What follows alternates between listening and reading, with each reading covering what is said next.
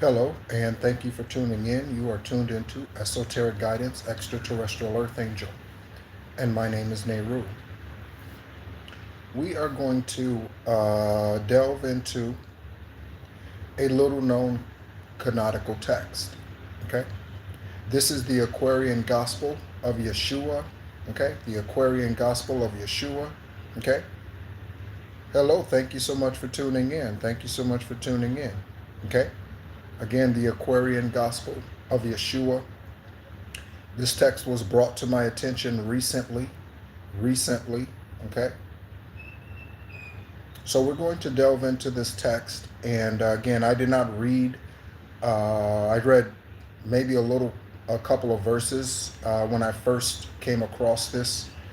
And then I knew that I wanted to share it. And again, in order to not ruin the flow of what Holy Spirit wants to do here, what Divine Source wants to do, through the revelations that you and I receive, I did not read any further. Okay? I knew this was something that I was going to want to share with us. Okay? So, again, the Aquarian Gospel of Yeshua. Okay? When you look it up, it will say the Aquarian Gospel of Jesus the Christ, but I do remind us that Jesus is not their name. Okay? It's Yeshua or Issa. Okay? Sometimes spelled ISA and sometimes spelled ISSA, and confirmation. Just got a notification in the earbuds. Okay? So we are going to take a look at this, and it goes through different timelines and that sort of thing. Okay, and so thank you so much for tuning in. This is the Shadow Band channel here on YouTube. That is why there's not much posted here in recent months. Okay? If you would like to know more about me, please visit the playlist and visit the journal playlist specifically. Okay? Chapter 1. Chapter 1 is the birth and early life of Mary, mother of Yeshua. Okay? Augustus Caesar reigned, and Herod Antipas was ruler of Jerusalem. 3 provinces comprised of the land of Philistines, Judea and Samaria, and Galilee. Jehoiakim was a master of the Jewish law, a man of wealth, an attorney, a politician. He lived in Nazareth of Galilee, and Anna of the tribe of Judah was his wife. Anna. Again, listen to the names as they could resonate for your journey, collective. Thank you so much for the like. Okay. To them was born a child, a goodly female. Okay, so a good female, good spirited, upright, unconditionally loving. And they were glad. And Mary was the name they gave the child. Jehoiakim made a feast in honor of the child, but he invited not the rich, the honored, and the great. He called the poor, the halt, the lame, the blind, and to each one of them gave a gift of raiment, food, or other needful thing. He said, "The Lord has given me this wealth. I am his steward by his grace. And if I give not to his children when confirmation, if I give not to his children when in need, then he will make this wealth a curse." Now, when the child was 3 years old, her parents took her to Jerusalem, and in the temple she received the blessings of the priests. Okay? This is similar to a child dedication today. A child dedication. The high priest was a prophet and a seer. And when he saw the child, he said, "Behold, this child will be the mother of an honored prophet and master of the law." Confirmation in the earbuds. And a master of the law. Behold, this child will be the mother of a honored prophet and a master of the law, spiritual law. She shall abide within his holy temple of the land. Also, a master of the law could speak to someone who renders to Caesar what belongs to Caesar, Augustus Caesar in this case. Okay? So someone who isn't lying, cheating, stealing, tax fraud, tax evasion. Okay? She shall abide within his holy temple of the Lord. And Mary did abide within the temple of the Lord, and Hillel, chief of the Sanhedrin, okay, chief of the Sanhedrin, taught her all the precepts of the Jews, and she delighted in the law of God and spiritual principles. When Mary reached the age of womanhood, she was betrothed to Joseph, son of Jacob, a carpenter of Nazareth. And Joseph was an upright man and devoted essences, Essenes. Okay. Chapter 2, Zacharias and Elizabeth, prophetic messages of Gabriel and Zacharias. And just again, as a reminder to those of you who are listening in, this is a special sharing of the Aquarian Gospel of Yeshua. The Aquarian Gospel of Yeshua. Near Hebron in the hills of Judah, Zacharias and Elizabeth dwelt, lived. They were devout and just, and every day they read the law, the prophets, and the Psalms, which told of one to come, strong to redeem, and they were waiting for the king. So they were anticipating the arrival of Yeshua. Now Zacharias, a priest, and in his turn, he led the temple service in Jerusalem. It came to pass, as Zacharias stood before the Lord and buried the incense in the holy place. They still do that here in Vietnam. They have monuments, okay, and places all over the country where you can go, you can burn incense, okay. There are hotels, okay, that have these places at the entranceway and that sort of thing, okay. You can burn incense and pay homage to ancestors. Okay? Now Zacharias was a priest, and in his turn he led the temple service in Jerusalem. It came to pass, as Zacharias stood before the Lord and burned incense in the holy place, that Gabriel came and stood before his face, the archangel Gabriel. And Zacharias was afraid. He thought that some great evil was about to come upon the Jews. But Gabriel said, O man of God, fear not. I bring to you all the world a message of goodwill and peace on earth. Behold, the Prince of Peace, the King you seek, will quickly come. Your wife will bear you a son, a holy son, of whom the prophet wrote. Okay? For those of you who are wondering, the Bible, as it is called falsely, okay, is still being written today.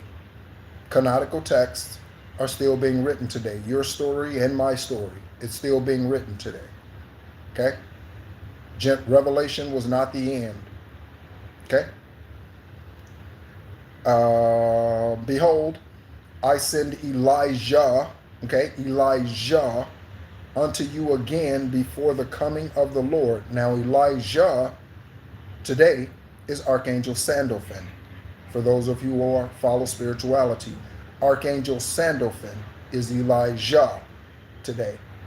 Behold, I send Elijah unto you again before the coming of the Lord, and he will level down the hills and fill the valleys up, and pave the way for him who shall redeem.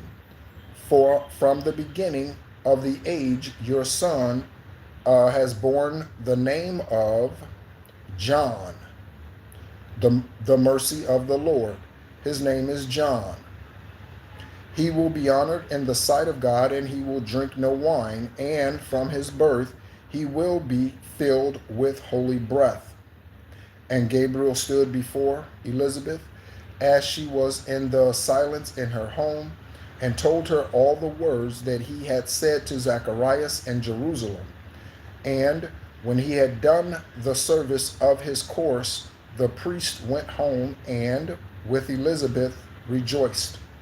5 months passed by, and Gabriel came to Mary in her home in Nazareth and said, Hail Mary, hail, once blessed in the name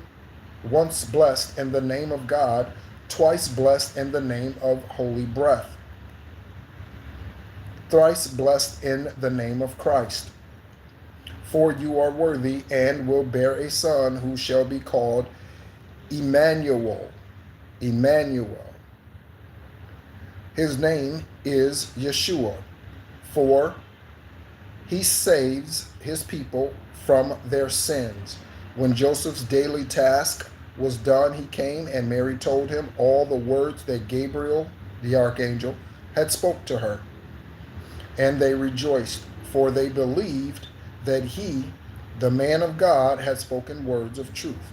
And Mary went with haste to tell Elizabeth about the promises of Gabriel. Together they rejoiced. And in the home of Zacharias and Elizabeth did Mary tarry 90 days. 90 days she stayed with this couple. Okay.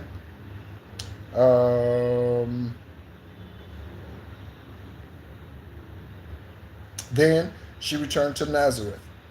To Zacharias and Elizabeth a son was born, and Zacharias said, Most blessed be the name of God, for he has opened up the fount of blessings for his people, Israel. Okay?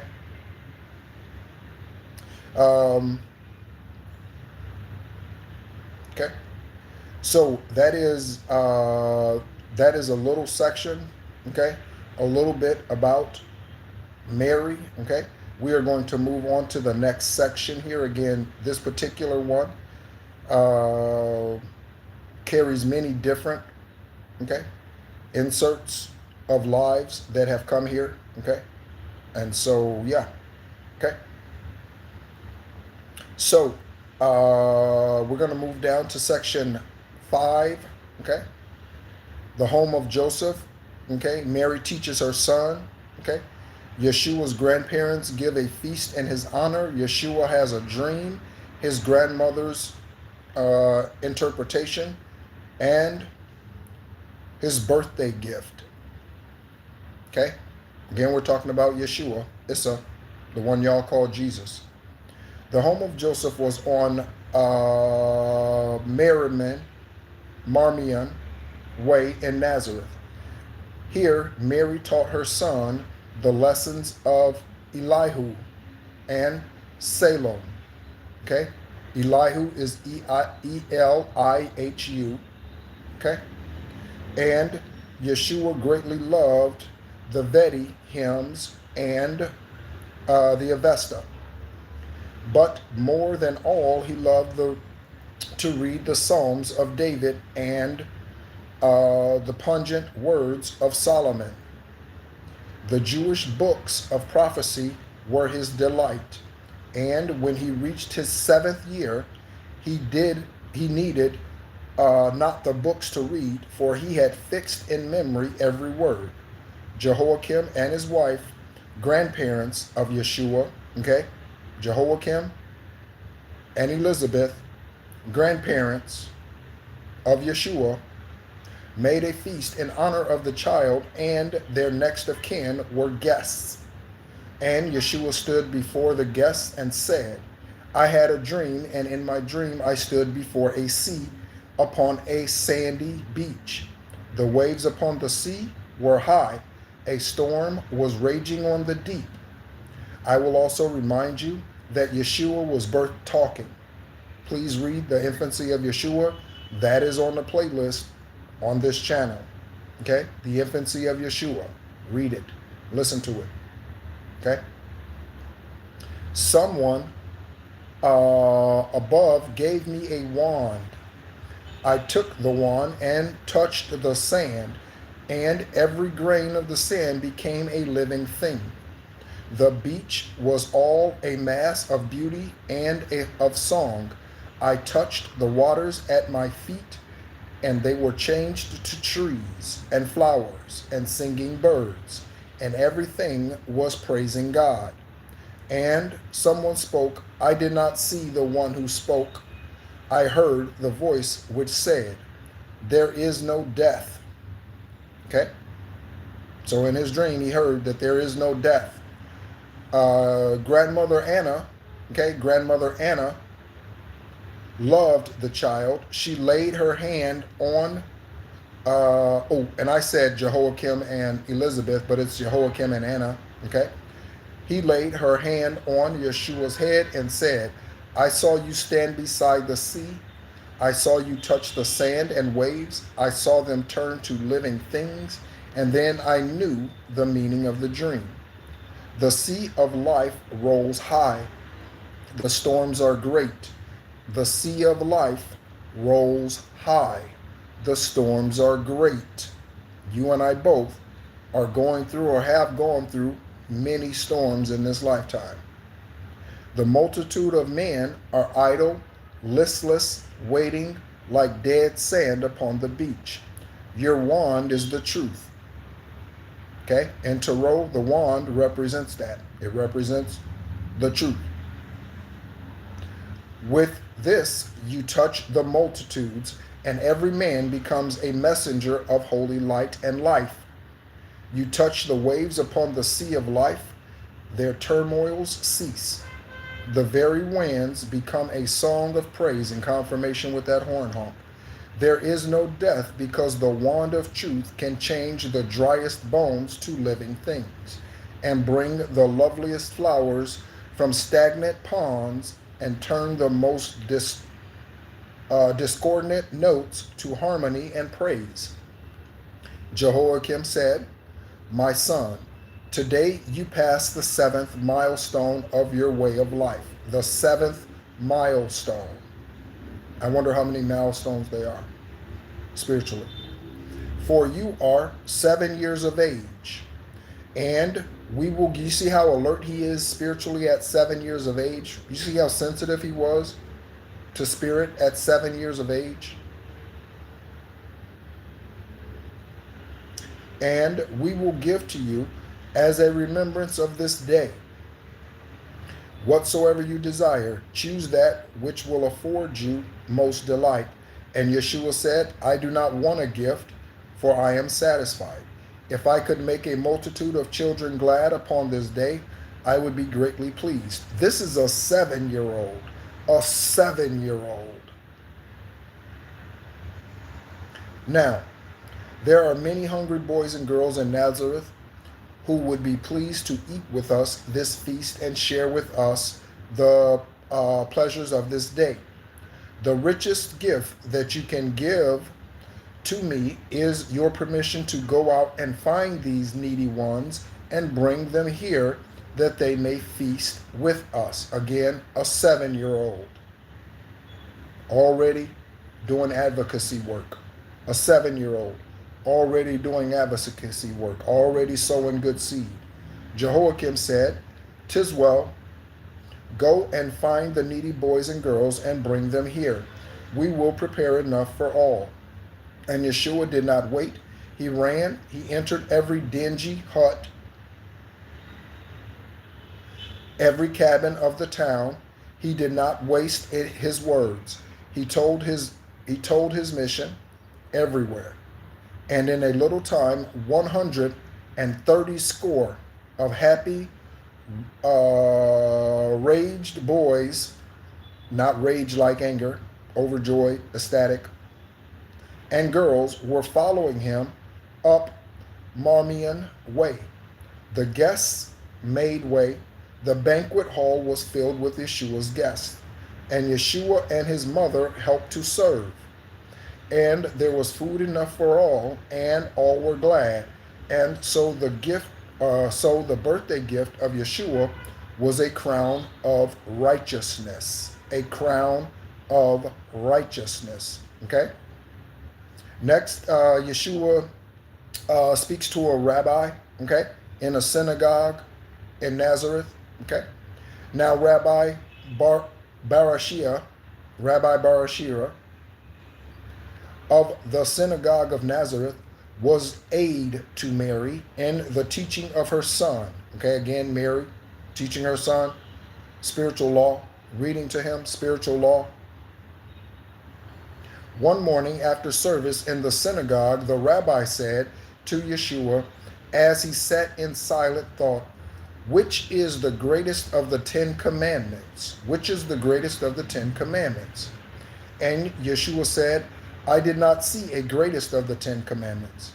I see a golden cord that runs through all 10 of these commandments, that binds them fast and makes them one. This cord is love, and it belongs to every word of all the 10 commandments. This cord is love. Love above all else. Unconditional love above all else. That doesn't mean put up with karmic ass motherfucker shit. Okay? Confirmation. If one is full of love, he can do nothing else than worship God, for God is love. If one is full of love, he cannot kill, he cannot falsely testify, he cannot covet, can do naught but honor God and man when they live through love. If one is full of love, he does not need commands of any kind.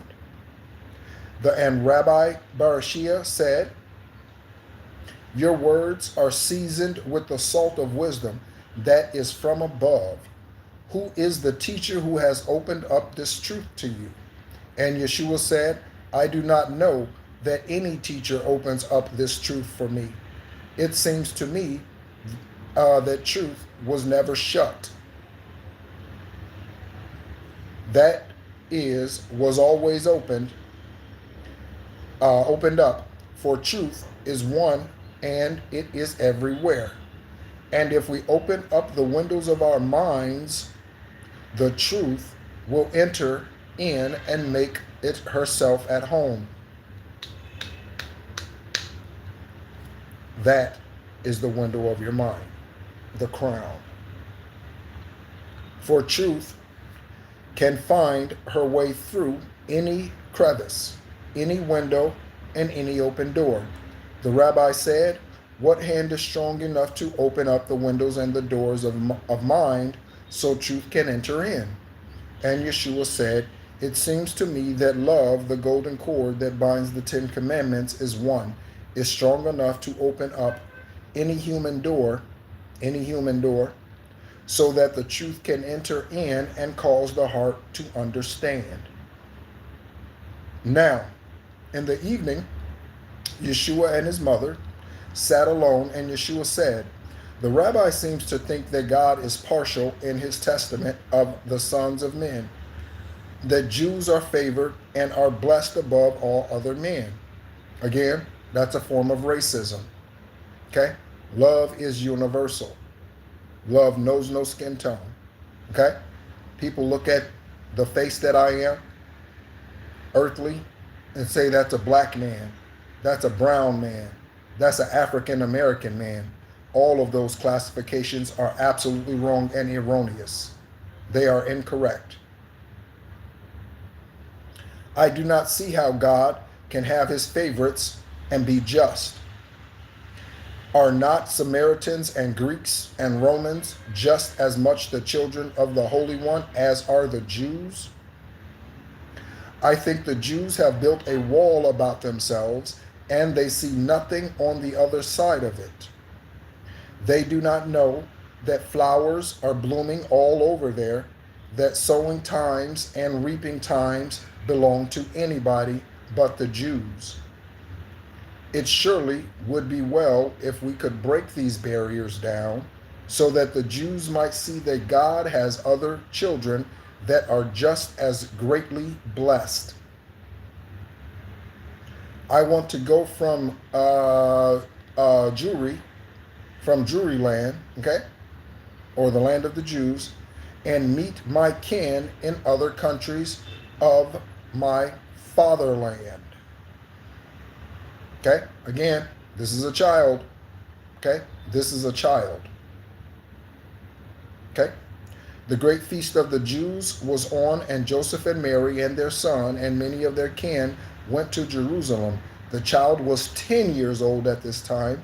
Okay? Hello, thank you so much, everyone, for tuning in. We are looking at the Aquarian Gospel of Yeshua, or Issa. Okay? When you look it up, you will say it's the Aquarian Gospel of Jesus the Christ. Okay? But yeah, it's Issa, Yeshua. They're not Jesus. Okay, they are not Spanish. Okay? And Yeshua watched the butchers kill the lambs and birds and burn them on the altar in the name of God. His tender heart was shocked at this display of cruelty. He asked the serving priest, "What is the purpose of this slaughter of the beasts and birds? Why do you burn their flesh before the Lord?" The priest replied, "This is our sacrifice for sin. God has commanded us to do these things and said that in these sacrifices all our sins are blotted out." And Yeshua said, "Will you be kind enough to tell me when God proclaimed that sins are blotted out by sacrifice of any kind? Did not David say that God requires not a sacrifice for sin, that it is sin itself to bring before his face burnt offerings as offerings for sin? Did not Isaiah say the same?" The priest replied, "My child, you are beside yourself. Do you know more about the laws of God than all the priests of Israel?" Okay? Because he's 10 years old, so they're looking at him like, what the hell do you know? You don't know nothing. Okay? Parents, adults do this today. What? Go sit down, boy. You don't know what you're talking about. When the child is telling the truth. What? They didn't touch you inappropriately. Go sit down. What?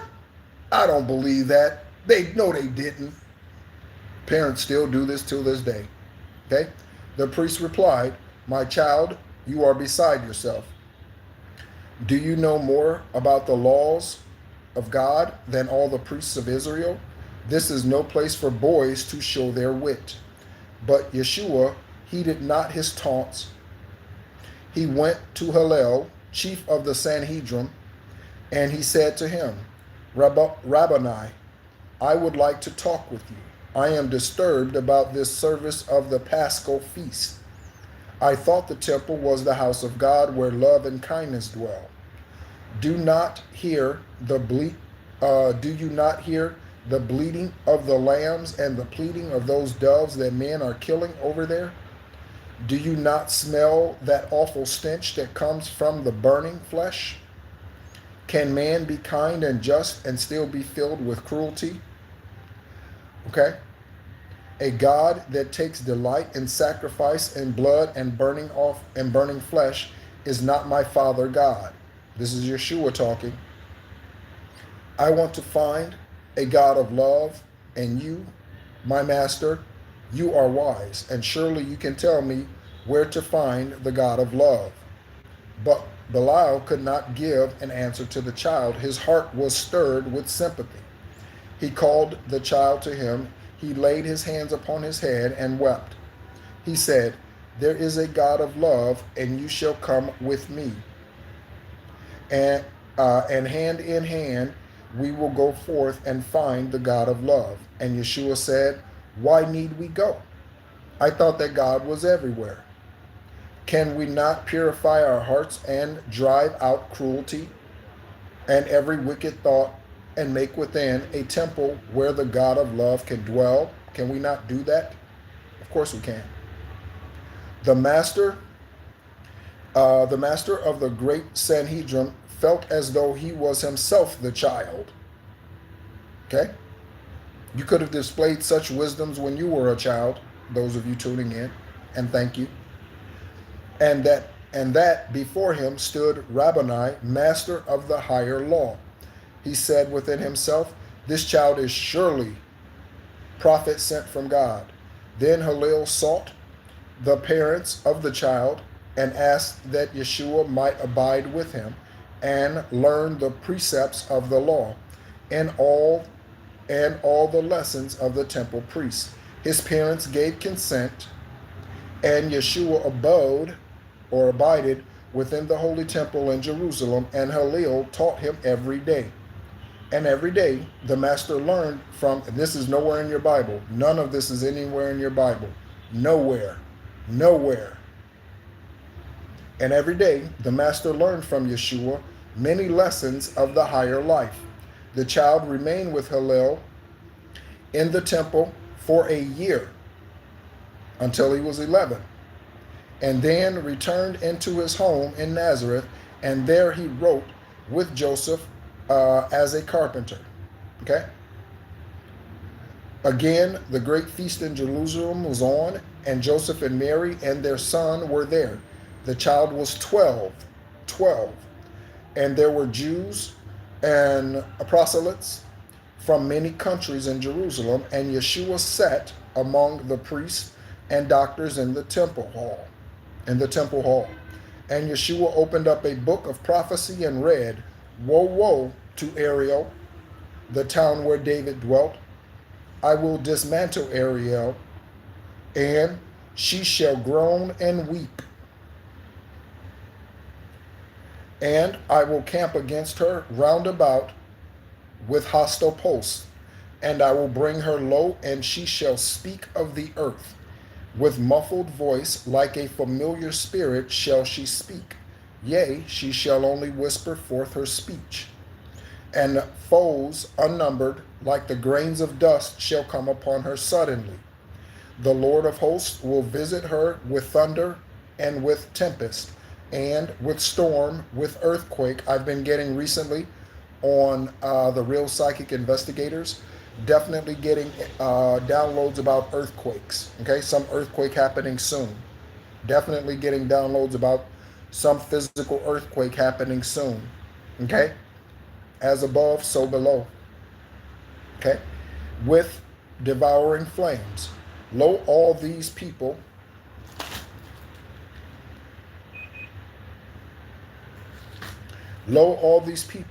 have deserted me. They draw to me with speech, and with their lips they honor me. Their hearts are far removed from me, however. Okay? So saint on Sunday ain't on Monday. Okay? Their fear for me is that inspired by man. And I will breathe an adverse breath upon the people, upon my people, Israel. The wisdom of their wise men shall be lost. The understanding of their prudent men shall not be found. My people seek to hide their counsel from the Lord, so that their works may not be seen.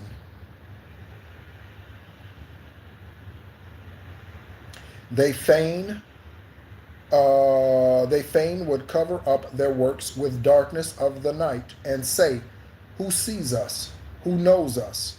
Poor foolish man, shall that which has been made say of its maker, "He is naught, I made myself." Okay, so these men are praising themselves. I created me. I made this. I did this. Giving credit to self. Okay, self promoting. Okay, self praising. Or shall the pot speak out and say to him who made the pot, "You have no skill, you do not know." But this will not forever be. The time will come when Lebanon will be a fruitful field, and fruitful fields will be transformed to groves. And on that day, the deaf will hear the words of God, the blind will read the book of God's remembrance.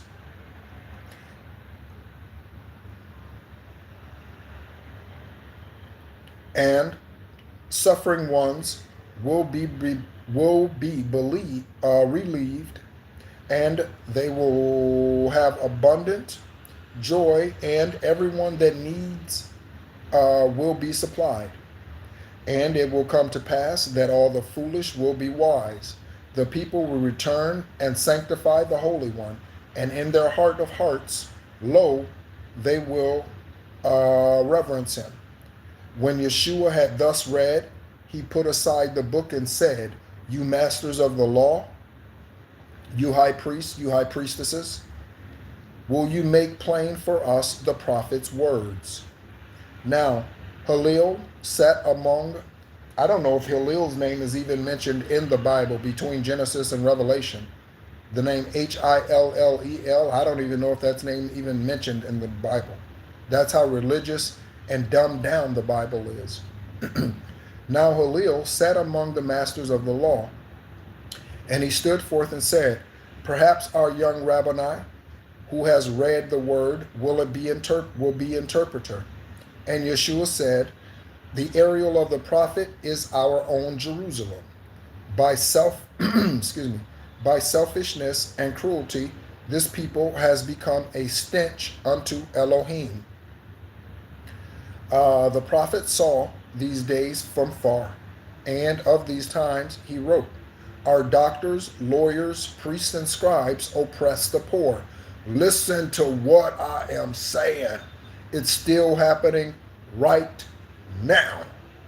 Our doctors, lawyers, and priests, ministers, and scribes oppress the poor, while they themselves in luxury live. The sacrifices and the offerings of Jerusalem are but abomination unto God. The only sacrifice that God requires is self. Authentic living. That's the only sacrifice divine source requires. Okay? Is self. And that's your authentic self. Because of this injustice and this cruelty of man to man, the Holy One has spoken of this commonwealth. Lo, I will overturn, yes, I will overturn. It shall be overturned, and it shall be no more until he comes, whose right it is, and I will give it unto him. And in all the world there is one law of right, and he who breaks that law will suffer grief, for God is just. And Israel has gone far astray, has not regarded justice nor the rights of man, and God demands that Israel shall reform and turn again to ways of holiness. And if our people will not hear the voice of God, lo, nations from afar off will come and sack Jerusalem and tear down our temple and take our people captive into foreign lands. But this will not forever be, though they will be scattered far and wide and wander here and there among the nations of the earth. Okay, and again, the nations are the people. Like sheep that have no shepherd guide. The time will come when God will bring again the captive hosts. For Israel shall return and dwell in peace. And after many years our temple shall be built again, and one whom God will honor, one in whom the pure heart delights, will come and glorify the house of God, and reign in righteousness. Now this is Yeshua talking. So he's speaking of beings that will come here even after him. Okay, in the religious book we read about, and greater works than these shall you do, greater works than Yeshua. Okay, he's speaking confirmation, horn honk. He's speaking of you and I in past lifetimes since he was here, and current lifetime. Okay, I will read that again. It happens to be the 33rd verse in this chapter. And after many years our temple shall be built again, and one whom God will honor, one in whom the pure in heart delights, will come and glorify the house of God, and reign in righteousness. And when Yeshua had thus said, he stepped aside, and all the people were amazed and said, this is truly the Christ. The great feast of the Pasch was ended, and the Nazarenes were journeying toward their homes. And they were in Samaria, and Mary said, where is my son? No one had seen the boy, and Joseph sought among the kindred who were on their way to Galilee, but they had not seen him, they had seen him not. Then Joseph, Mary, and a son of Zebedee returned and sought throughout all Jerusalem, but they could not find him. And when they went to the temple courts and asked the guards, Have you seen Yeshua, a fair-haired boy with deep blue eyes, 12 years of age, about these courts?" The guards replied, "Yes, he is in the temple now disputing with the doctors of the law." And they went in and found him as the guards had said. And Mary said, "Why, Yeshua, why do you treat your parents thus?" Okay? Why didn't you follow us when you knew we were leaving? "Lo, we have sought 2 days looking for you." 2 days. 48 hours. "We feared that some great harm had overtaken you." And Yeshua said, Do you not know that I must be about my Father's work?" But he went round and pressed the hand of every doctor of the law and said, "I trust that we may meet again." And when he went forth with his parents on their way to Nazareth, and when they reached their home, he wrought with Joseph as a carpenter. Okay. One day, as he was bringing forth the tools for work, he said, "These tools remind me of the ones we handle in the workshop of the mind, where things are made of thought and where we build up character." A 12-year-old releasing wisdom on these dumbasses. A 12-year-old confirmation. We use the square measures all our lines. We use the square to measure all of our lines, to straighten out the crooked places of the way, and to make the corners of our conduct square. We use the compass to draw circles around our passions and desires, to keep them in the bounds of righteousness. We use the axe to cut away the knotty cord cutting. We use the axe to cut away the knotty, useless, and ungainly parts or energy that make the character symmetrical. We use the hammer to drive home the truth, and we pound it in until it is a part of every part. We use the plane, okay, to smooth the rough, even surfaces of joint and block and board that go to build the temple of truth. That is you and I, the temple of truth. Your spirit being, that's what that is. And then this ladder, with its trinity of steps, faith, hope, and love, on it we climb up to the dome of purity and life. And on the 12-step ladder, okay, Jacob's ladder, 12-step ladder, and on the 12-step ladder we ascend until we reach the pinnacle of that which life is spent to build, the temple of perfected man. The temple of perfected man. And that doesn't mean getting everything right the way that man sees perfection. That's not the type of perfection he's speaking of. Okay? He's speaking of, despite what comes towards you, you remain in unconditional love. Despite the challenges, despite the tribulations, despite the enemy, despite the worshiping of idols that others do, despite all that you see around you, you remain holy and unconditionally loving. That's what that means. Okay? A royal prince of India, listen to me. A royal prince of India, Ravana of Orissa, okay, in the south, was at the Jewish feast. Ravana was a man of wealth, and he was just, and with a band of Brahmic priests sought wisdom in the west. When Yeshua stood among the Jewish priests and read and spoke, Ravana heard and was amazed. And when he asked, again, none of these people are mentioned in the Bible. None of them. Why is that? And when he asked who Yeshua was, from whence he came, and what he was, the chief Hillel said, "We call this child the day star." We call this child the day star from on high, for he has come to bring to men a light, the light of life, to lighten up the way of men and to redeem his people, Israel.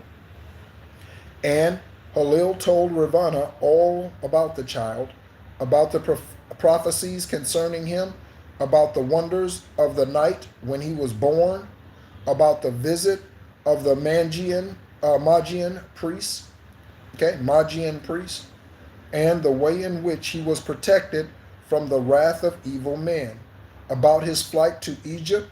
Mm, mm. About his flight to Egypt land, and how he then was serving with his father as a carpenter in Nazareth. Ravana said, or was entranced, and asked to know the way of Nazareth, that he might go and honor such a one as Son of God.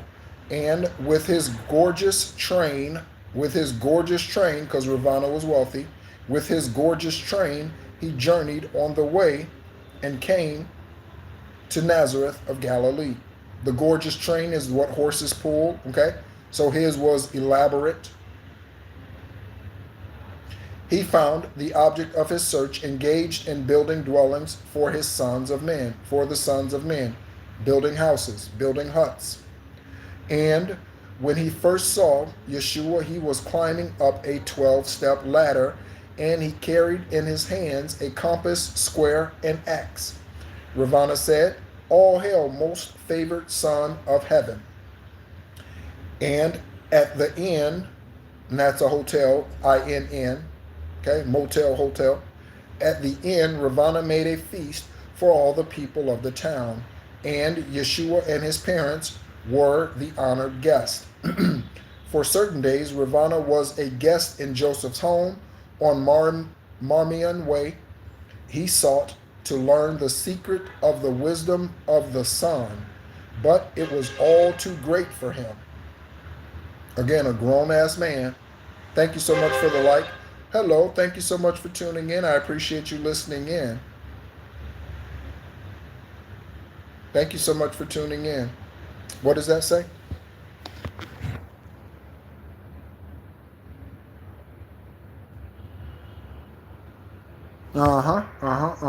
Yep. Thank you so much for tuning in. Okay. Okay. And then, so this was overwhelming. All of this information that Yeshua, this wisdom that Yeshua was dropping on Ravana at the age of 12, all this information Yeshua was dropping on him. Okay. All this wisdom, it was too great for this grown man. And then he asked that he might be the patron of the child. Okay. Okay.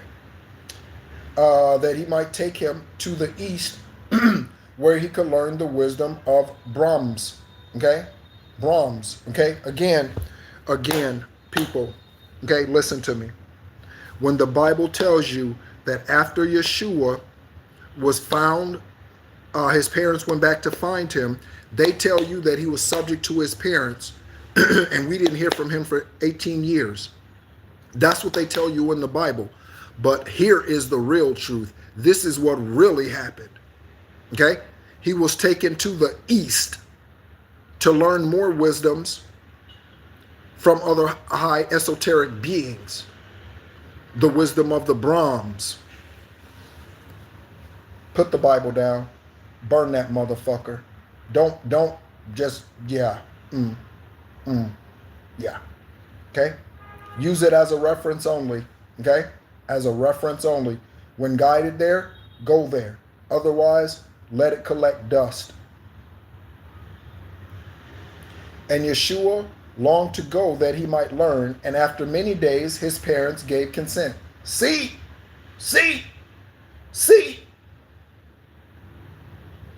And the reason why I'm so passionate about this is because I can't stand a motherfucker who is misleading and lying to the people. Right now, today, churches all over the fucking world, they are telling people that Yeshua was subject to his parents for the next 18 years. All around the world, right now. They're telling them that fucking lie. All around the world.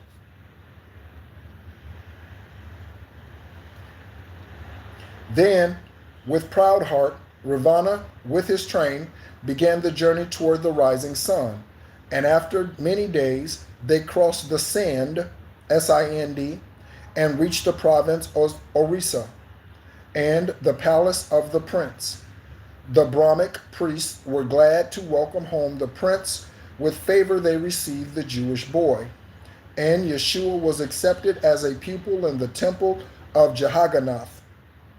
And here he learned the Vedas and the Manic law. Vedas and Manic law.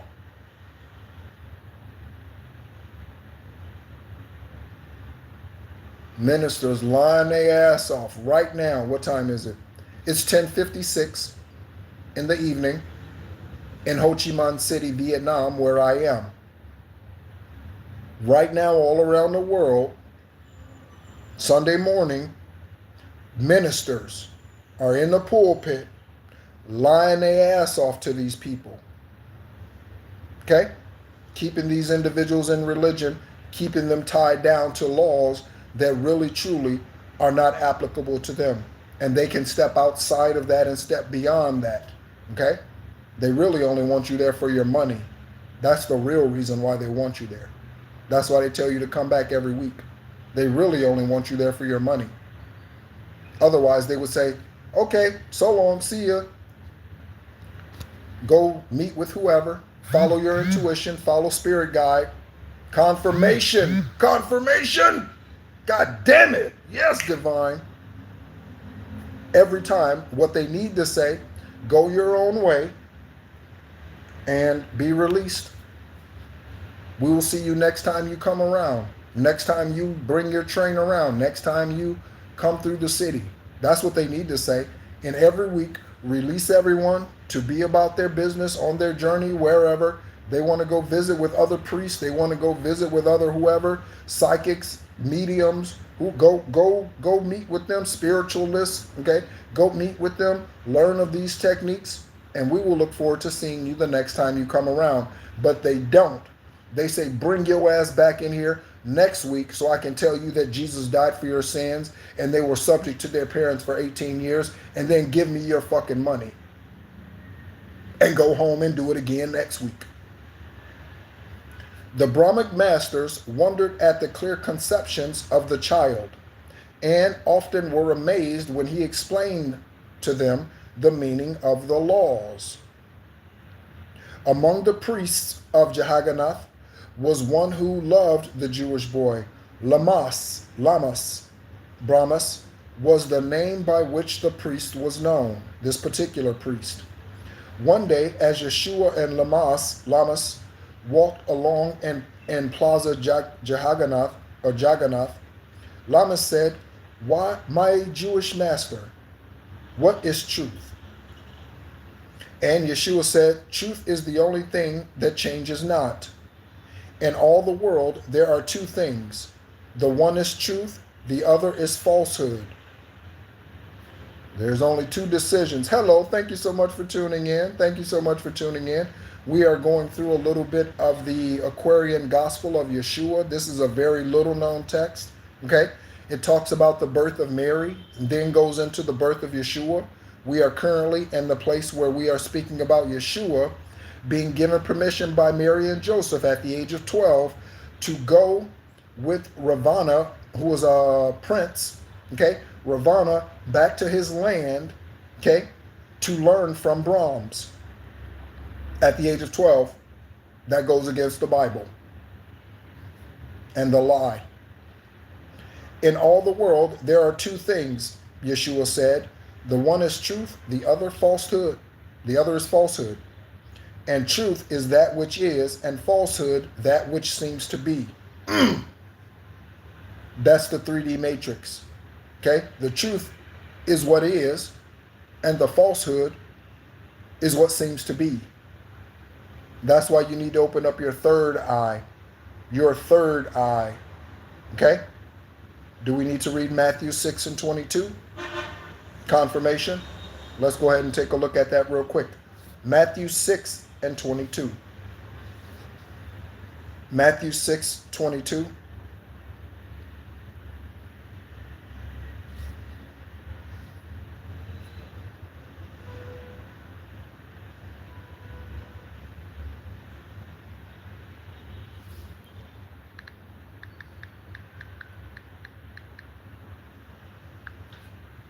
Okay? Matthew 6 and 22 states, the eye, singular, it is singular, the eye is the lamp of the body. So if the eye is healthy, open, healthy, your whole body will be full of light. But if the eye, singular, is bad, your whole body will be full of darkness.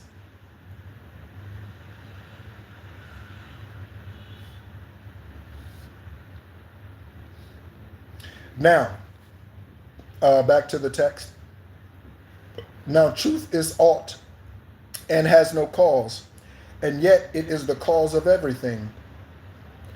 Falsehood is naught, and yet it is the manifest of aught. Whatsoever, or excuse me, whatever has been made will be unmade. That which begins must end. All things that can be seen by human eyes are manifests of aught, are naught, and so must pass away. Again, can't take it with you. The things we see are but reflexes just appearing, reflexes just appearing. This is talking about manifesting, okay? Like a hypochondriac, okay? Someone who manifests an illness just because they want the sympathy of others, a hypochondriac. They weren't sick, but because they keep acting sick, they get sick. Hello, thank you so much for tuning in. Because they act sick, they get sick.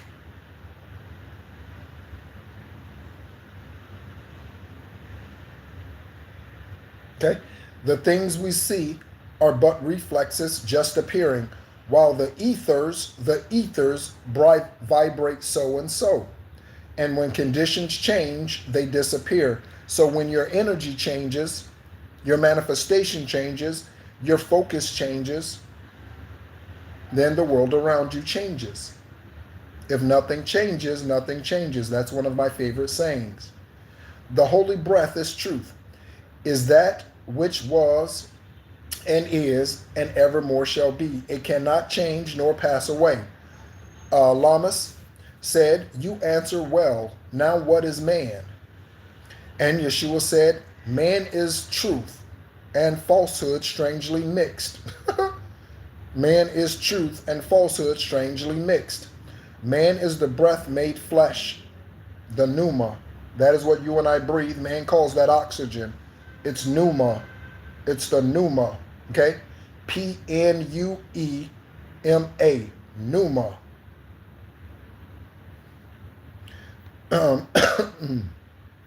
Man is the breath made flesh. So, excuse me, return to sender, return to sender, return to sender.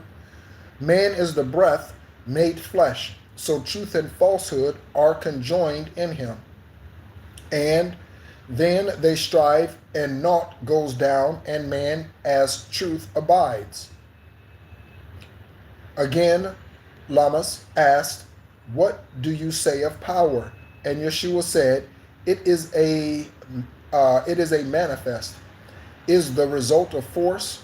It is but naught.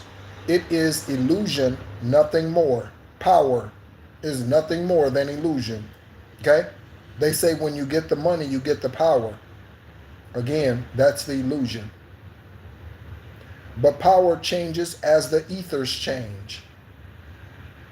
Force is the will of God and is omnipotent.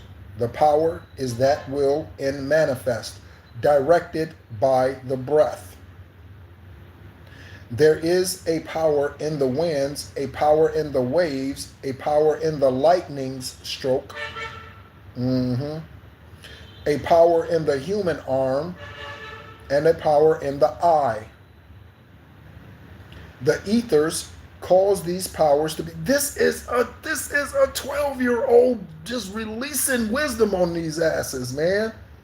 This is exceptional to me, exquisite. The ethers cause these powers to be, and thought of Elohim, of angels, man, or other thinking thing directs the force. Read that again. The ethers cause these powers to be, and thought of Elohim, so thinking of divine source, Eravat, the Most High, the great I am, keeping them at the forethought, okay, of an angel, man or other thinking thing directs the force. When it has done its work, the power is no more. Okay, we'll read a little bit more and we'll go ahead and close it out again. Thank you so much for all of you who are listening or have listened, will listen. Again, Lamas asked, of understanding, what have you to say? And Yeshua said, it is the rock of which man builds himself. It is the gnosis, okay, of the ought, of the naught, of falsehood, and of earth, okay? So gnosis deals with belief system, okay? So it is the beliefs, okay? It is the knowledge of the lower self, man, the sensing of the powers of man himself. Again, Lamas asked, of wisdom, what have you to say? He's just throwing questions at him, just throwing questions at him. And Yeshua said, it is consciousness that man is ought, that God and man are one, that naught is naught, so that nothing is nothing. That power is but illusion, that heaven and earth and hell are not above, around, below, but in. Which in the light of aught becomes naught, and God is all. Lomas asked, pray, what is faith? Yeshua said, faith is the surety of the potence of God and man coming together. As above, so below.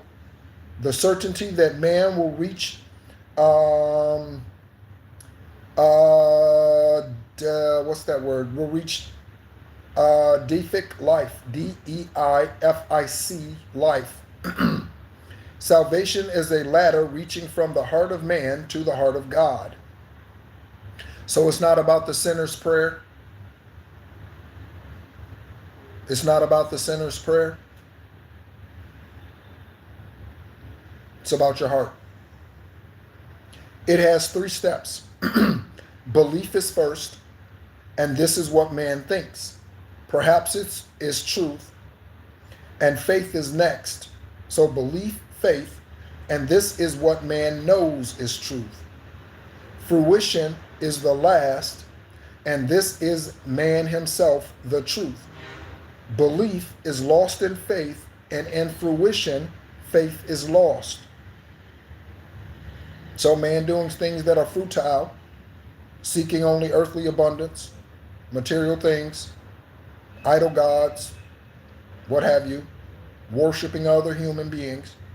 And man is saved when he has reached deific life, when he and God are one. Thank you so much, collective. We'll go ahead and stop it there, and we are at chapter 23 of this particular canonical text. And again,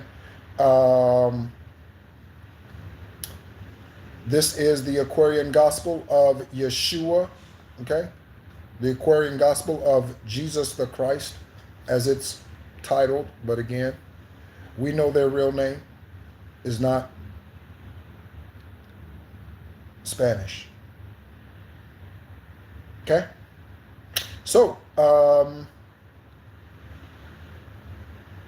think that's it. Okay? If you are tuning in and you will have been a part of Esoteric Guidance for some time, the other channel that I created is The Real Psychic Investigators. That I was guided to create that channel by Most High in order to help investigators solve the karmic crimes. All crimes are karmic. Help them solve the crimes all around the world. Again, the real is spelled R period A or E period A period L period.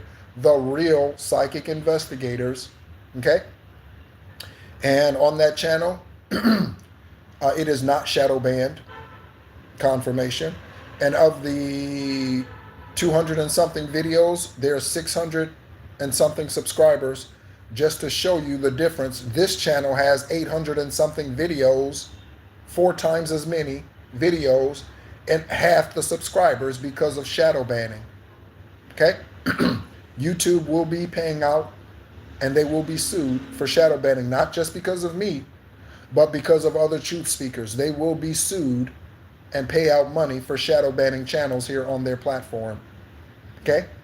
It's just like the government of any country to say, oh yeah, come on in, and then when you get in, they put you in a jail cell. That's what shadow banning is. Okay? So collective, again, all of you who are tuning in, listening, thank you so much. I appreciate you. Your time this morning, wherever you happen to be tuning in from, whenever you go back and listen to this, whenever you are drawn to this, whenever you open up this video and press play later on down the road beyond today. I'm looking at the time and it is 11:11. It is 11:11. Okay? Let's go ahead. I think I'm going to grab some. Let me go ahead and grab some angel number cards. We're going to go ahead and we're going to pull some energy just because of that 11:11 angel number.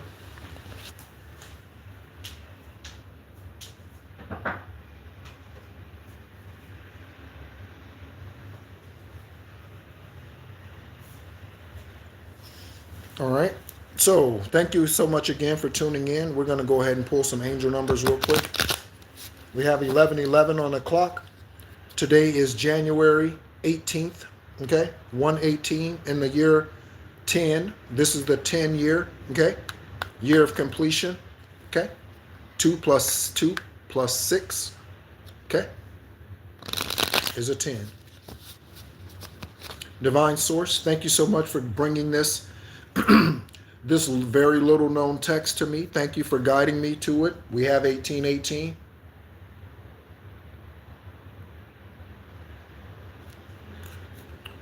This is for willpower, okay? And this says, wow. It says, wow. Wow. I should have turned on another light. Give me just one moment.